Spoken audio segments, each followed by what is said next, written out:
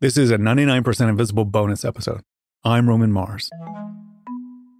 Recently, we published an episode called Towers of Silence. It's about how the Parsis in India are grappling with the loss of vultures and how it changed something very intimate and meaningful for the community. It was reported by our own Lasha Madan, and it is epic and it is beautiful. So first of all, go listen to that story if you haven't heard it. It's so good. It's so worth your time. On the one hand, it's a very specific story. It's about a unique set of circumstances that happened to a very specific community. But it also feels universally relevant because it's a story about death and how we choose to transition out of this world. It's about how we might react when there's a major cultural shift that we cannot control. And importantly, it is about a keystone species collapse, which is something that we are on track to see more of in these times. And you, Lasha, collected a ton of information about vulture conservation in your reporting, and it didn't quite fit into the story that we wanted to tell, but it is so vital and so interesting that I wanted to have you on to talk more about that stuff specifically. So where we left off in the episode, there's this hope that the vultures might one day return to the wild in huge numbers. So I want to start there.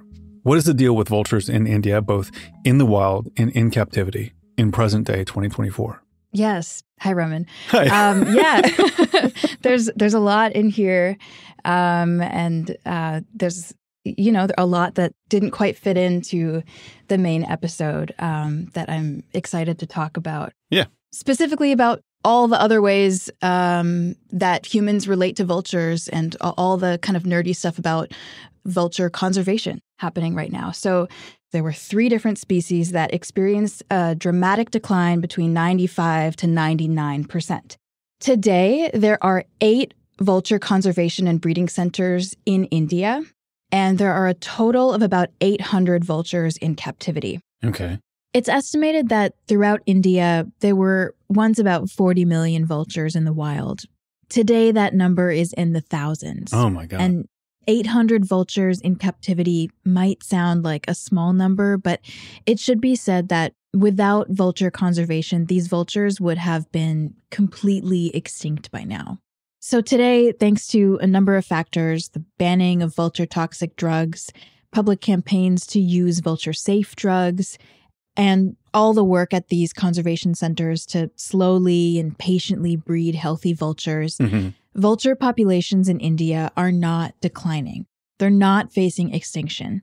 The populations across vulture species have stabilized, but we're not seeing a wholesale increase in the vulture population. So it's not like we can say the work is over. And test releases of these captive vultures are happening. But as we left off in the story, it's largely a waiting game because vulture toxic drugs are still out there in the wild. Yeah. And so what is the process of vulture conservation? What do they do? Yeah. So I was lucky enough to visit the largest vulture conservation and breeding center. It's in Pinjore in a state of India called Haryana in North India.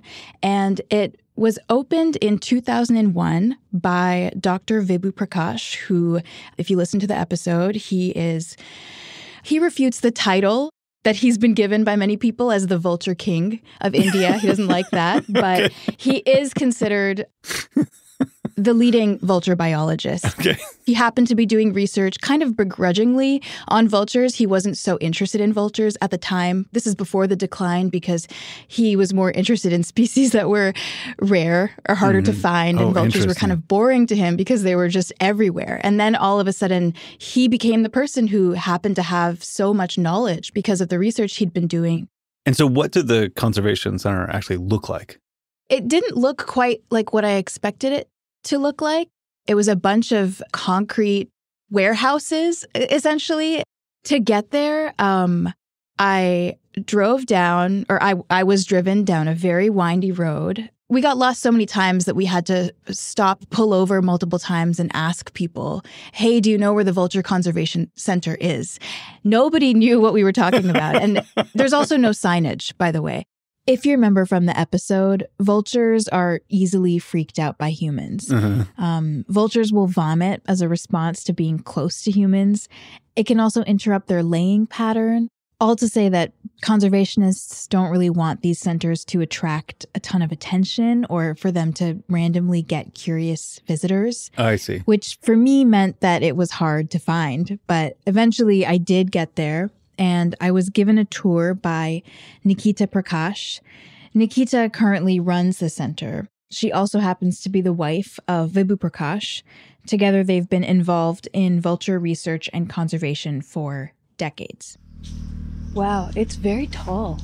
These aviaries. Tall. Yeah, 20 feet high, 40 feet wide, and 100 feet long.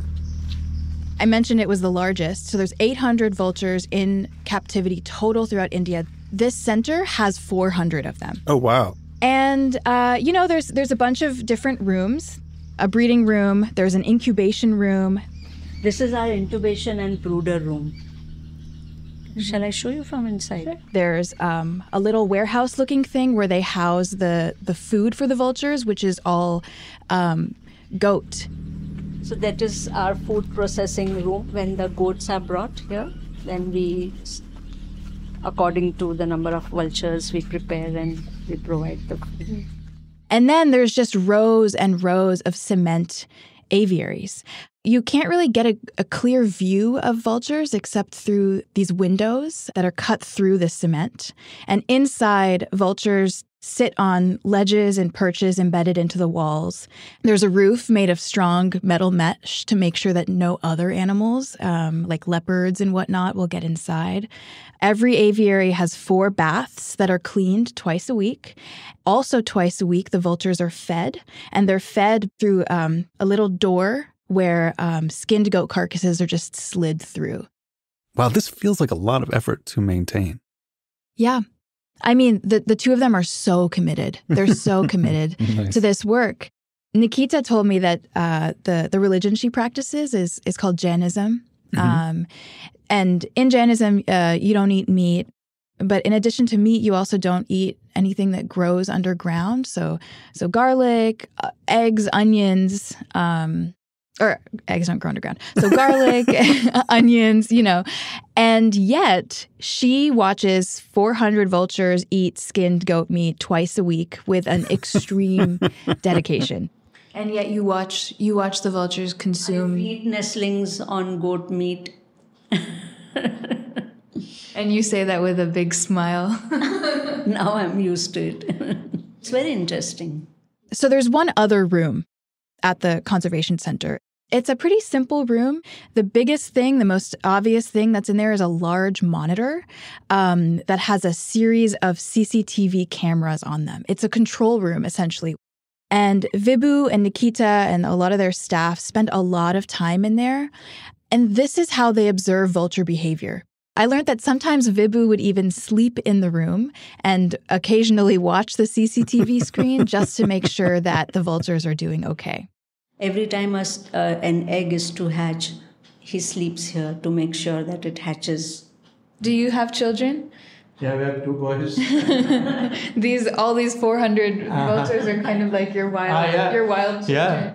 Yeah, I mean, I took care of newborn twins. It sounds exactly the same. You're just like always making sure they're alive. Yeah, and I mean, the one major difference, I guess, is in their case, the whole future of a species is kind of riding on I know. on their dedication. So it's a lot. And during the height of COVID in India, everything was highly militarized and locked down. And so Vibhu and Nikita and their staff really struggled to get to the conservation center because to be able to travel, you needed to move through various checkpoints. But then they also really struggled to find enough meat, to find enough food for the vultures to survive. And they were really worried. They told me they worked until they wilted. During Corona, we were not worried for ourselves. We were worried about the vultures, how food will come for them. Yeah, I mean, we would get nightmare how to get food. Yeah. And we were contemplating releasing them because we were 1 week we could not get food. But release them, then what will happen? So in spite of all the barriers and restrictions, we would come to the center every day. Wow. Every day. and then mobilize the forest department, because they have access, they can give you permission to get food. Wow. And you did it. We did it. You were able to feed the vultures every week. Every week. So is there a lot of support for the work? Like, do other people recognize how important this is? As you can probably imagine, vultures are not a sexy animal. You know, they don't compare to the amount of attention and money that tiger conservation gets, for example.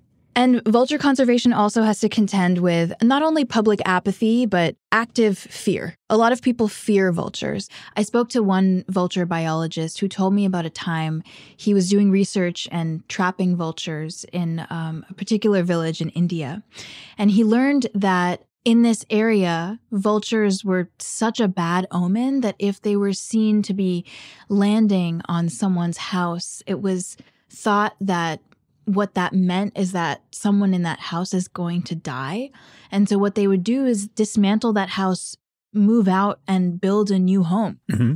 It's hard to get people who have money, including governments, to see how important vultures are as a keystone species, that their conservation is really important.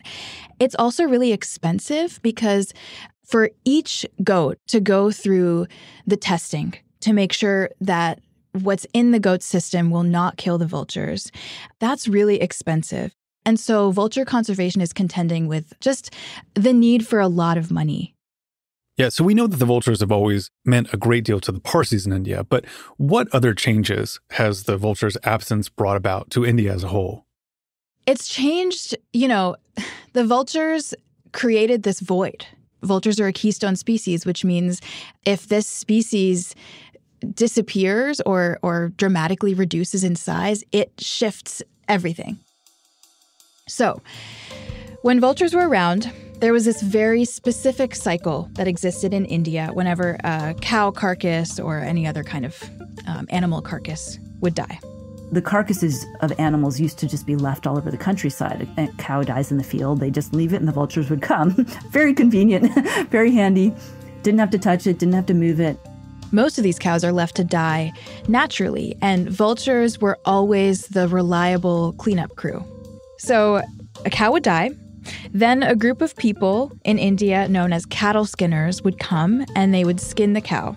Often they'd be on call. These skinners would show up with a crew. Sometimes the skinners would find work by just looking at the sky and looking at the general area that vultures were beginning to circle. That makes sense. This work is hard, and often it's this kind of work that you inherit through the caste system. Often this work is designated to people who are lower caste. And this is how they make their living. They sell the hide to the leather industry. But this process also, interestingly, helps the vultures. The vultures don't need their food to be skinned, but once it's skinned, it makes it easier for vultures to access the meat because vulture beaks actually can't penetrate cattle skin. It's too tough. Okay. And so they access the innards only through like the eyes and the mouth and such. Oh, goodness and so gracious. it's a little bit messier. It takes more time. So it's not like a necessity, but it's, it helps them out a little bit. Yeah. Makes sense. And so, okay, so the cow dies, the skinners come, and now the vultures are here. Once the vultures do their job, a separate group of workers called bone collectors come, and they collect the bones that are left, and they sell these bones, and that's how they make their money. And these bones are mostly sold to fertilizer companies. Wow. So it's this whole economic cycle all around the natural death of a cow. Exactly. So when the vultures stopped coming, this cycle broke. And there was an attempt to implement a system called carcass dump sites, essentially carcass landfills on the outskirts of towns and villages. And when the vultures stopped coming, most towns and villages started creating these carcass dumps. Like new jobs came up, they collect the carcasses, they dump them in this one area. But these carcass dump sites led to a new problem. Now, when animals die, livestock dies, they're taken to these carcass dump sites where piles of cows and buffaloes and, livestock are there. And so who is this?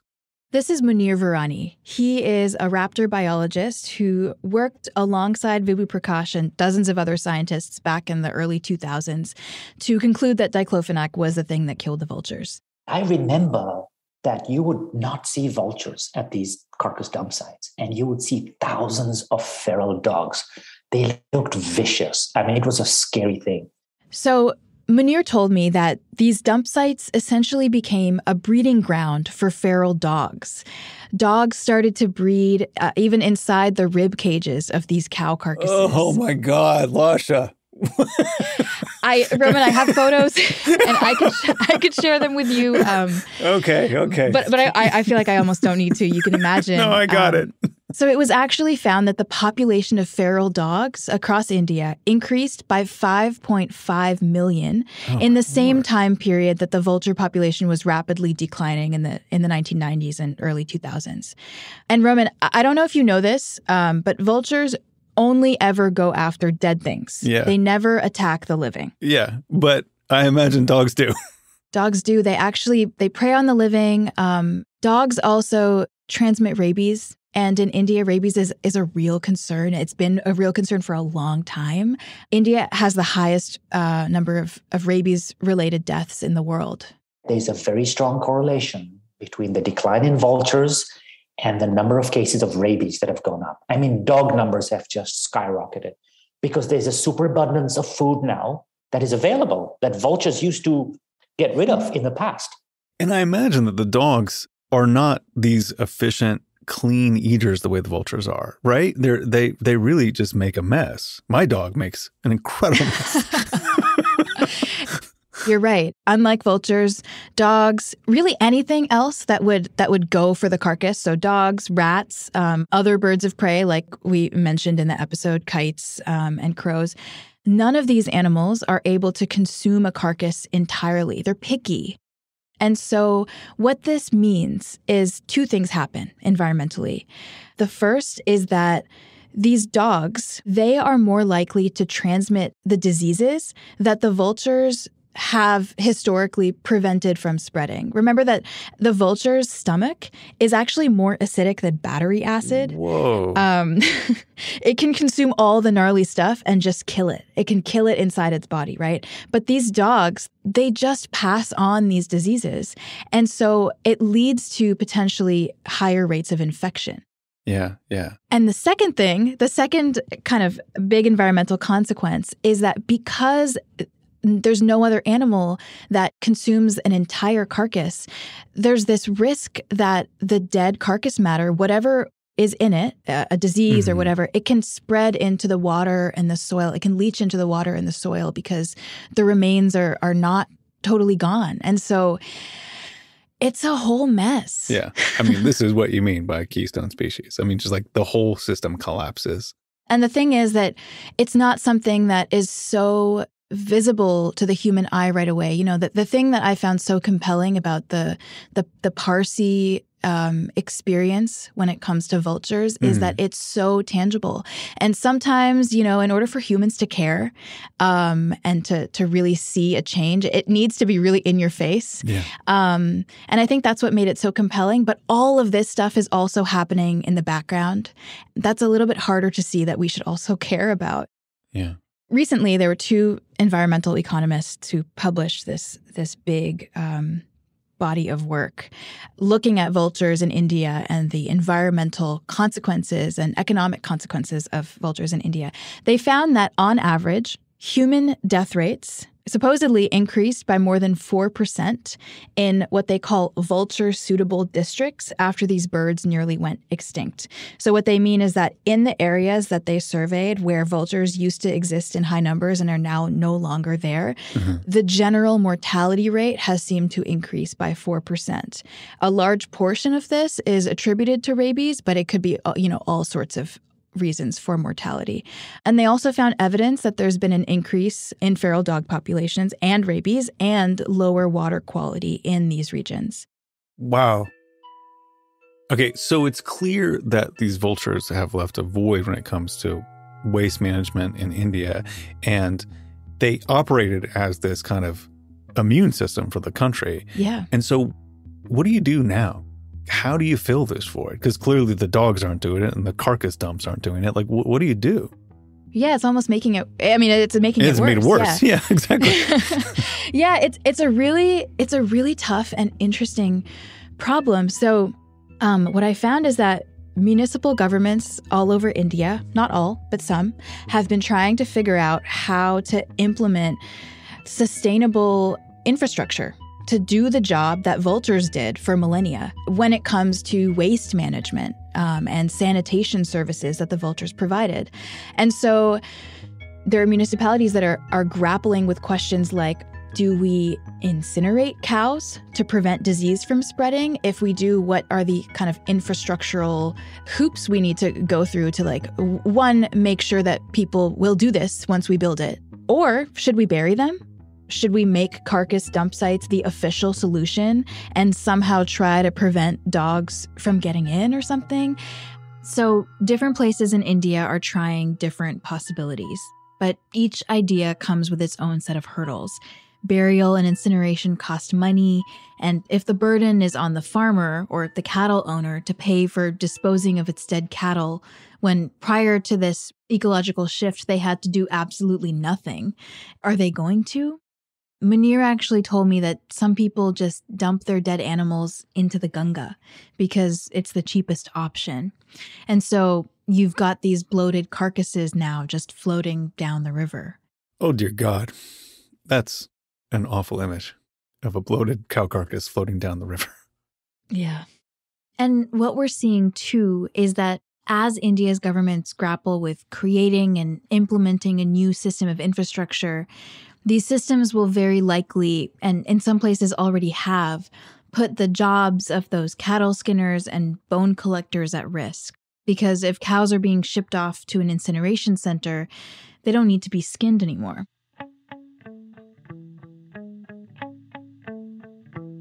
So is there any hope to take, these 800 vultures that are in captivity and release them and begin to solve some of these problems, at least in a small way?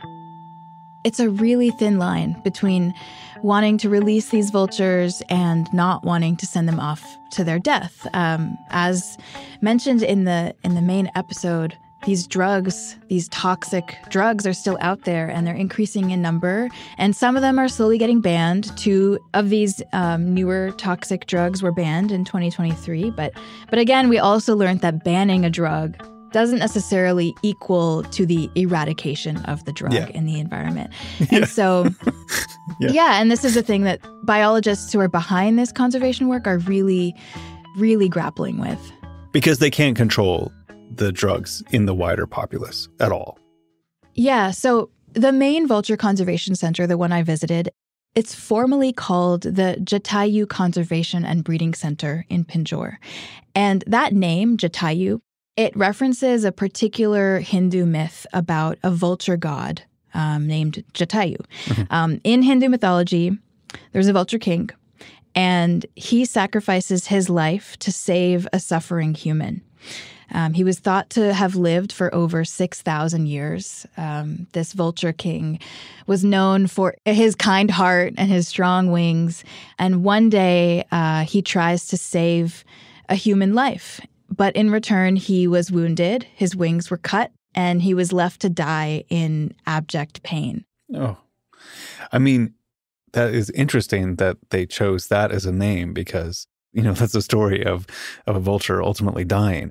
But it's also this reminder of the fate that they're trying to avoid.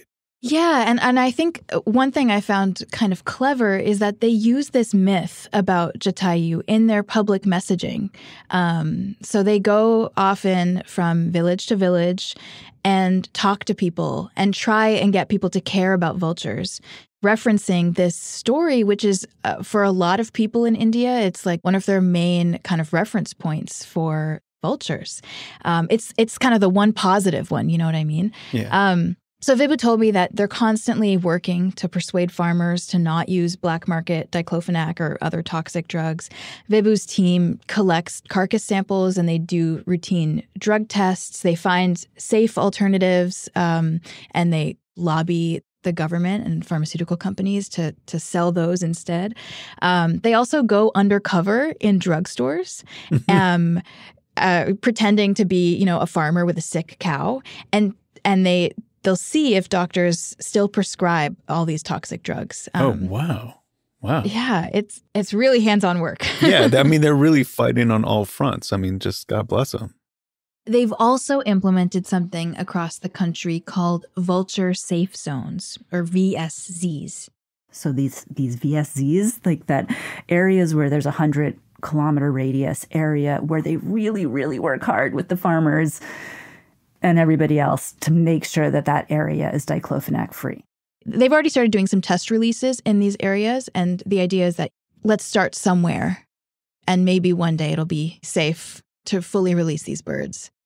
Yeah, but I mean, the big problem with that is that vultures can fly, and I imagine they fly a lot farther than 100 kilometers. They can, yeah. And so it's this interesting thing where the strategy is to create this zone, but ultimately it's an imaginary zone. It's an imaginary line that it's not like the vultures are aware of this.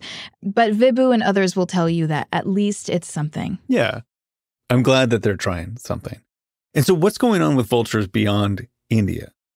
Yeah. Every country in South Asia is on its own journey. And it's slightly different because, the governments will make different decisions. There's a lot of different kind of forces at play that mean that every country kind of is seeing a different version of this. An interesting success story, though, is Nepal. It's hard to compare the two countries, Nepal and India, because, India is much larger. The catastrophe was also much larger. There were more vultures there. But also, diclofenac came on the market in India several years before Nepal. And so by the time they found that diclofenac was the problem, there was just a little bit more time. They had more time before a total collapse happened in Nepal. But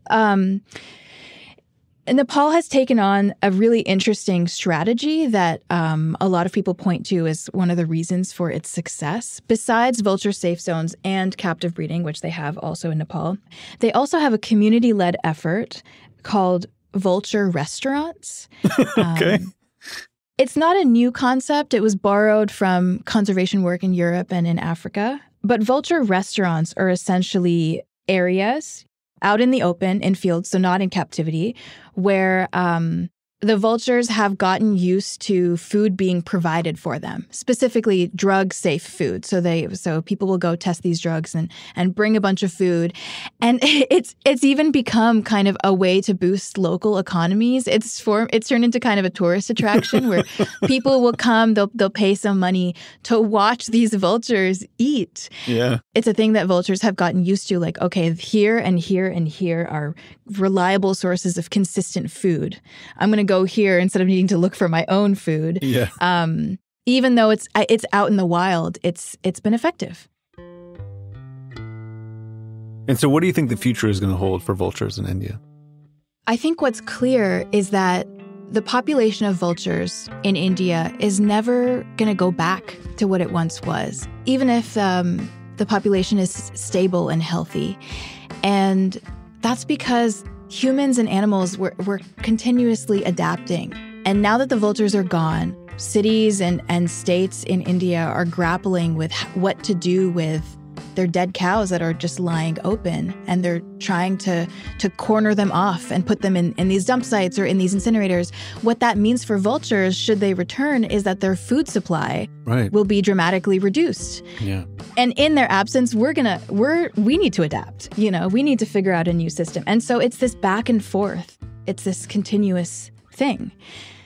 When it comes to thinking about the future of vultures in India, I think an image that I just want to leave you with is an image that Vibhu left me with, which is that in the future, should we see, successful releases of these vultures, even if they all get released, the reality is that they might not survive in urban areas. They might not flock to urban areas anymore, like places like Dungarvadi in Mumbai, for example, because there's so many other things that are in the way, these high-rise buildings that are blocking their flight path. The country of India is going through this rapid process of electrification. And so all of these wires are in the way of the vultures, and that maybe what the future holds is that vultures kind of cordon themselves off to areas that are more protected, that are more wild. They stay on the mountains, the cliff sides. They stay in the forests. 30 years ago, vultures could survive in Delhi, but now they cannot. So now ultimately vultures will be confined to protected areas. That is going to happen. I asked Vibhu how the prospect of this made him feel. You know, in his childhood, he was so used to seeing vultures just everywhere. So many people were. But what if vultures never return to these places? I think that will be good. They had done a good service for us when we didn't have the resources. Now we have to take care of the cattle ourselves. Yeah, we've proven ourselves to be not very good neighbors. So for their own sake, maybe they should just stay away for their own good. This is really fascinating, Lasha. Thank you so much for this extra time and just the beautiful story that you produced and all this extra information. I love this stuff. It makes me so happy to learn. And I appreciate you taking the time to talk to me about it. Thanks so much. This was really fun.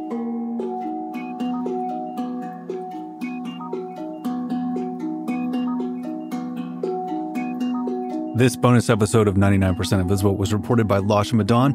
Lasha's reporting was supported by the International Women's Media Foundation Howard G. Buffett Fund for Women Journalists. Mix by Hazik bin Ahmad Farid. Music by Swan Real. Thanks to this episode's Vulture experts, Vibhu and Nikita Prakash, Meera Subramanian, and Munir Varani. If you want to learn more about vultures, I highly recommend you go and follow all of their work. Kathy Tu is our executive producer. Kurt Kolstad is the digital director. Delaney Hall is our senior editor. The rest of the team includes Chris Berube, Jason DeLeon, Emmett Fitzgerald, Vivian Leigh, Joe Rosenberg, Gabriella Gladney, Kelly Prime, Jacob Maldonado Medina, Sarah Bake, Christopher Johnson, Nina Patak, and me, Roman Mars. The 99% Invisible logo was created by Stefan Lawrence. We are part of the Stitcher and SiriusXM podcast family, now headquartered 6 blocks north in the Pandora building in beautiful Uptown, Oakland, California.